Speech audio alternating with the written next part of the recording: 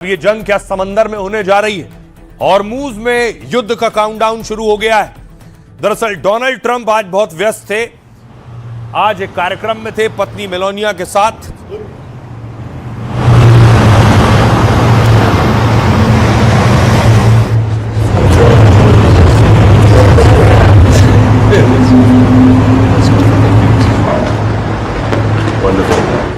दूसरी तरफ हॉर्मूज में समंदर में देखिए वॉरशिप उतार दी है अमेरिका ने और दावा है 16 युद्धपोत विध्वंसक डिस्ट्रॉयर अमेरिका ने उतार दिए और पूरे समंदर की घेराबंदी शुरू कर दी।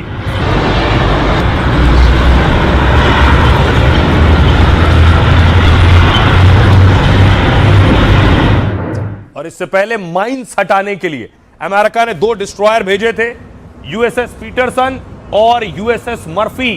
अमेरिका ने समंदर में उतार दिया और जो ईरान ने माइंस बिछाई हैं उन्हें खत्म करने की जिम्मेदारी इनकी है।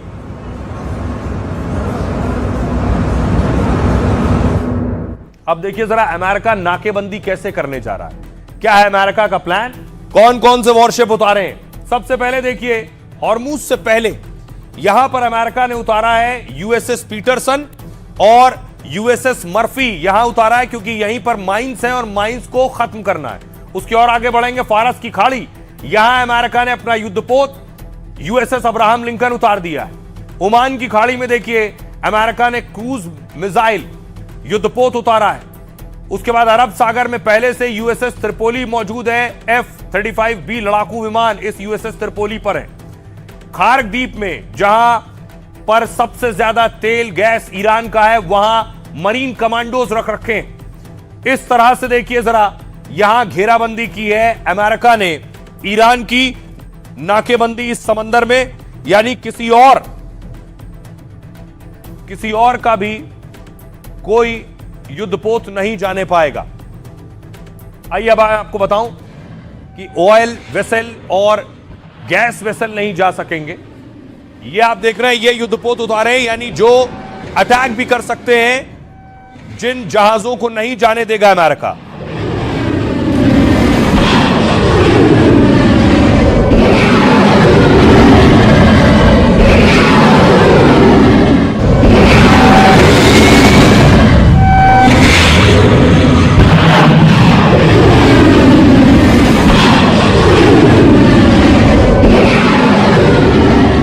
और देखिए इस बीच ईरान की एम्बेसी ने क्या ट्वीट किया। पायरेट्स ऑफ द हॉर्मूज, ये फिल्म आई थी पायरेट्स, ट्रंप की तस्वीर लगा दी है और उन्हें हॉर्मूज का पायरेट बता दिया है। जिम्बाब्वे में ईरानी एम्बेसी ने मजाक उड़ाया है। ये वो तस्वीर आप देख रहे हैं। अब देखिए जरा ट्रंप ने क्या क्या उतार दिया है जंग के मैदान में समंदर के आसपास।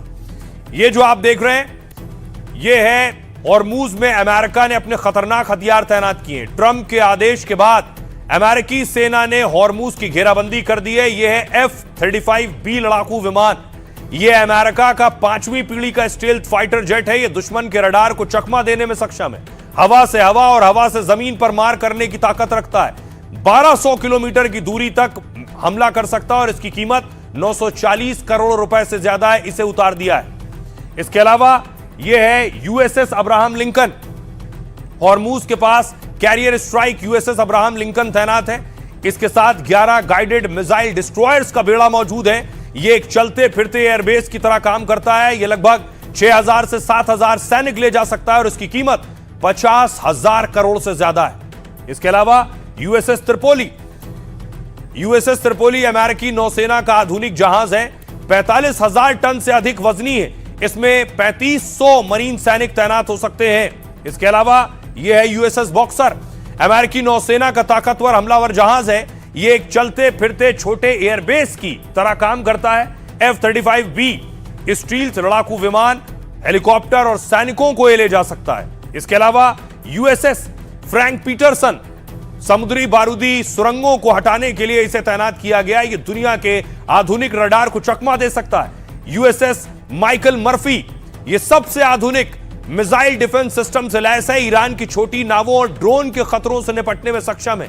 यह है MV-22 यह अमेरिका का मल्टी मिशन सैन्य विमान है। यह 500 किलोमीटर प्रति घंटे से ज्यादा की रफ्तार से उड़ सकता है। एक बार में 24 सैनिकों को ले जा सकता है और साथ ही साथ 4700 मरीन कमांडो तैनात किए हैं जो द्वीपों और तटीय इलाकों को खाली करवा सकते हैं। खार्क द्वीप पर तेल टर्मिनल पर कब्जा करने में मदद कर सकते हैं अगर ईरान नहीं माना। सुनिए जरा डोनाल्ड ट्रंप क्या कह रहे हैं। अभी कोई लड़ाई नहीं हो रही है, अभी हमने नाकाबंदी कर रखी है। वो कोई कारोबार नहीं कर पा रहे हैं। मुझे ये देखना पसंद नहीं था कि अगर वो ईरान के साथ कारोबार कर रहे हो तो उनकी नावें बाहर निकलें, लेकिन अगर वो कारोबार नहीं कर रहे होते तो कोई नाव बाहर नहीं निकलती। तो अब वो ईरान बिल्कुल भी कारोबार नहीं कर पा रहा है और हम इसे ऐसे ही बनाए रखेंगे बहुत आसानी से।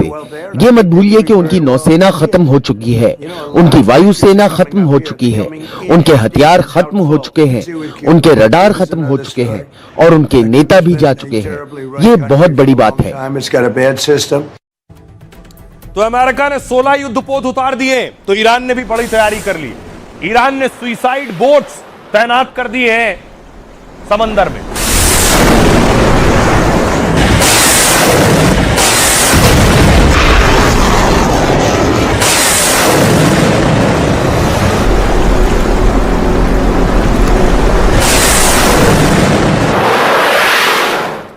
हॉर्मुज में ईरान के खतरनाक हमलावर बोट तैनात हैं। ऐसे 1500 से ज्यादा बोट्स यहां तैनात किए गए हैं जो झुंड में दुश्मनों पर हमला कर सकते हैं। ईरान की ये बोट आकार में छोटी हैं लेकिन समंदर में बड़े जंगी जहाजों को काल बना सकती हैं। इसकी लागत भी बहुत कम होती है। ईरान की IRGC इसकी देखरेख करती है। इनकी ताकत, इसकी बिजली जैसी फुर्ती है। ईरान के पास अलग अलग श्रेणियों की घातक नावें, ये दूर से ही दुश्मन के टैंकरों को उड़ा सकती हैं। ये हल्की एंटी शिप मिसाइलों से लैस होती हैं। ये नावें हिट एंड रन मिशन के लिए माहिर होती हैं। ये रडार की नजर से बचने में सक्षम है। Suicide drone boats kamikaze drone की तरह दुश्मन पर हमला करती हैं। अकेले एक नाव अमेरिकी युद्धपोत का मुकाबला नहीं कर सकती, लेकिन ईरान इनका इस्तेमाल झुंड में करता है जिसमें दर्जनों नावें एक बड़े जहाज को घेर लेती हैं। इससे जहाज का डिफेंस सिस्टम कंफ्यूज हो जाता है। दोस्त और दुश्मन की नाव पहचानना भी मुश्किल हो जाता है। इसके साथ ही घातक बारूदी सुरंगें भी ईरान ने तैयार कर रखी हैं। आइए आपको सुनवाता हूं, सुनिए जरा डिफेंस एक्सपर्ट जीजे सिंह साहब क्या कह रहे हैं। ईरान ने जो स्ट्रेट ऑफ हॉर्मुज है इसको एक वेपन बना दिया है, वो एज ए वेपन यूज कर रहा है। दूसरी तरफ अगर अमेरिका को देखा जाए तो वो इस वेपन को समझता है, तो इसीलिए उसने इसको काउंटर करने के लिए ये ब्लॉकेड लगाया है। मगर उनको ये उनके जिसे कहते हैं कि ख्याल में नहीं आ रहा कि ऐसे काम करने से जो दूसरे देश हैं उनके लिए बहुत मुश्किल हो जाती है। एक एनर्जी का क्राइसिस बनता है। देखो, सारी दुनिया के ऊपर बहुत ज़बरदस्त इम्पैक्ट है। चाहे स्ट्रेट ऑफ हॉर्मुज खुल जाए या ना खुले, वहाँ पे पूरा इंफ्रास्ट्रक्चर बर्बाद हो गया है।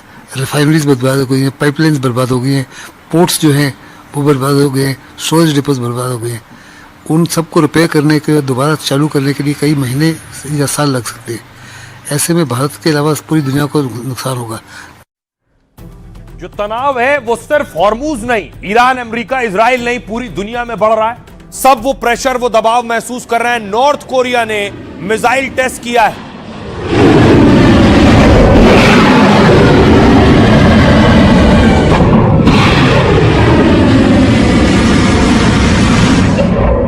तो आप देख रहे हैं ये नॉर्थ कोरिया का नया विध्वंसक है, डिस्ट्रॉयर, जिससे मिसाइल दागी गई है।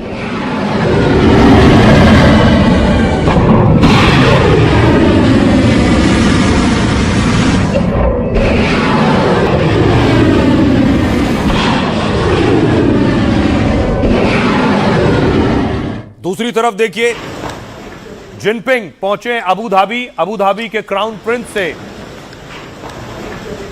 शी जिनपिंग ने मुलाकात की है।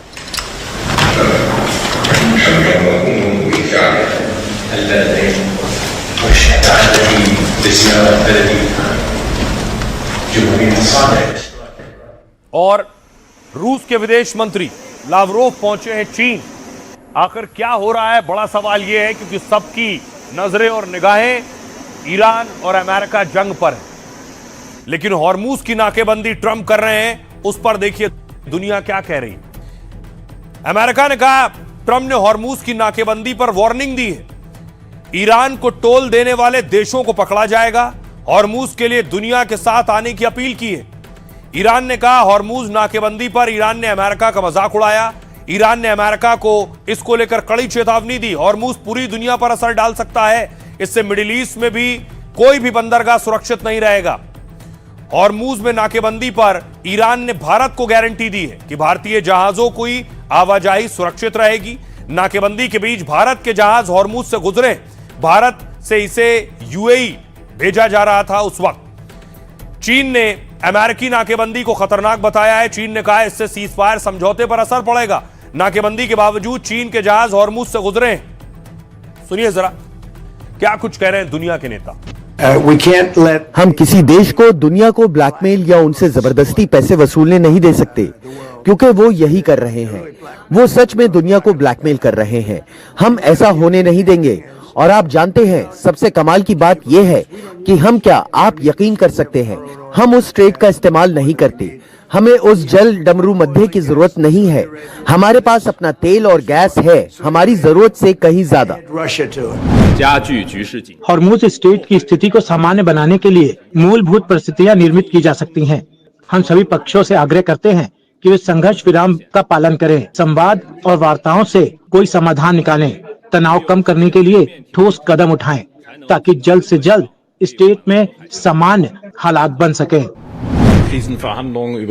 अंतर्राष्ट्रीय समुद्री मार्ग हॉर्मूज स्ट्रेट को निर्बाध और खुला रखना अत्यंत आवश्यक है। यह अंतर्राष्ट्रीय समुद्री कानून द्वारा अनिवार्य है। हॉर्मूज स्ट्रेट अभी तनावपूर्ण स्थिति में है। हालात को शांत करने और स्थायी युद्ध विराम सुनिश्चित करने के लिए स्ट्रेट और हॉर्मूज को फिर से खोलने की दिशा में अभी बहुत काम किया जाना बाकी है। तनाव को कम करने के लिए लक्ष्य को ध्यान में रखना बहुत जरूरी है। हमें उम्मीद है कि यह प्रक्रिया बिना किसी तनाव के आगे बढ़ती रहेगी। ये बात स्ट्रेट ऑफ हॉर्मूज के उस नासूर पर भी लागू होती है जिसका ईरान द्वारा शर्मनाक तरीके से दुरुपयोग किया जा रहा है। मेरी बहुत से नेताओं से बातचीत हुई, उन सभी का मानना है कि समुद्री मार्ग में आवागमन बिल्कुल स्वतंत्रता से होना चाहिए और इसे हर हाल में बहाल किया जाना चाहिए। कोई शर्त नहीं, कोई शुल्क नहीं, और दुनिया की अर्थव्यवस्था को बंधक बनाने के लिए ईरान के प्रयास को बिल्कुल बर्दाश्त नहीं किया जा सकता। मैं ये बात पूरी तरह स्पष्ट कर देना चाहती हूँ, यूरोपीय संघ ऐसे किसी भी इंतजाम को लगातार अस्वीकार करता रहेगा जो अंतर्राष्ट्रीय कानून के अनुरूप इस जल डमरू मध्य से होकर गुजरने के स्वतंत्र और सुरक्षित मार्ग को सीमित करने का नियम बनाता हो। EU will continue to reject